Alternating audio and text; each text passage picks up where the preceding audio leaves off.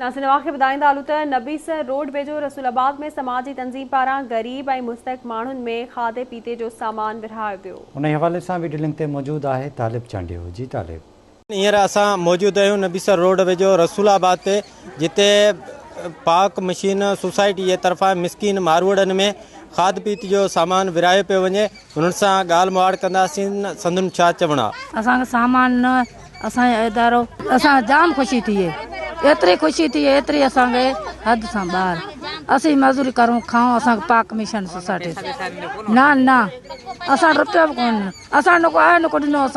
असीं ग़रीब राशन सभु मिलियो आहे, बिस्किट मिलिया आहिनि, मांस मिली आहे, गेहूं मिलियो आहे, ही दाल पतरी मिली आहे, अटो मिलियो आहे। असां सां मदद कई आहे, असांजी छोकिरियूं रोज़ा रखनि थियूं।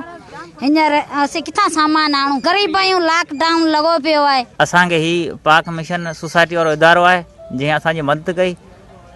महिरबानी उन शाबस उन्हनि खे हुजे जंहिं असांजे ॾुखे टाइम में मदद कई। पाक मिशन सोसाइटी जी तरफ़ां असां 1800 ग़रीब घराणनि में राशन जी तक़सीम जी शुरूआत असां उन ॾींहुं कई, जंहिंमें उन ॾींहुं असां 180 माण्हुनि खे ॾिनासीं। ऐं अॼु असांजी 250 खां मथे फैमिलीज़ खे असां सपोर्ट कई आहे, जंहिंमें राशन ऐं नॉन फूड आइटम्स, जंहिंमें हाइजीन किट्स आहिनि, तरपाल आहे, साबुण आहिनि, नेल कटर आहे, टूथपेस्ट आहे, ऐं अटो आहे, दाल आहे, खंडु आहे, पती आहे, ऐं एटलीस्ट महीने जो राशन जेको आहे असां उन ग़रीब घराणनि खे ॾिनो आहे। नबीसर ऐं टाली जे सरा उन पसगिरदाई में जेके असांजा टारगेट ॻोठ आहिनि उनखे असां राशन जी विरासत करे ॾिनी आहे। उमरकोट ज़िले जे कुंडरी तहलके में हिन वक़्तु असीं कमु करे रहिया आहियूं ॿिनि यूनिट्सुनि में, जंहिंमें थर नबीसर ऐं टाली, जंहिंमें असां 1800 राशन आहिनि, फूड पैकेजिस आहिनि, हाइजीन किट आहिनि।